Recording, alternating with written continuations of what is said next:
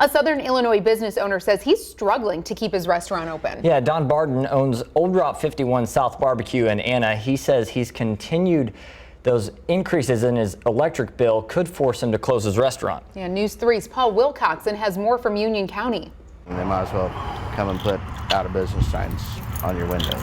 Don Barden is just trying to run a business he loves. Had a passion for cooking and decided I would just take off and do the cooking. Since 2020, that passion has helped Barden build his business, Old Route 51 South Barbecue in Anna. But if owning a business isn't difficult enough, Barden says increases in his electric bill might be forcing him to shut down. This bill here basically is a termination of business. Barden has seen his electric bill increase more than 200%, going from almost $700 in May to more than $2,000 in July. There's not $2,000 in the bank to pay that bill. With the heat index topping 100 degrees for multiple days, Barden was expecting an increase, but not a $1,300 one. Obviously, you're going to expect an increase in your bill, but you're not going to expect somebody to hand you a bill that went from $800 to $2,000 and then they give you a week to pay it. Barden says rather than going into further debt keeping the business open,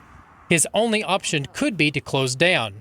If he does that, that's not just going to affect him, but his customers and his employees. I have 24 people working for me that are relying on their paychecks to pay their power bills. They're basically going to terminate my business with the power bill of $2,000. Although the restaurant has a steady flow of customers, Barden says money is still tight with all his increased overhead. It's not about running to the bank with tons of money because we're busy. It's basically paying the bills, and you're lucky if there's any left over at the end of the month.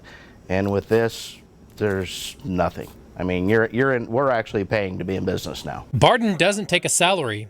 Instead, his focus is on maintaining his restaurant and keeping his employees.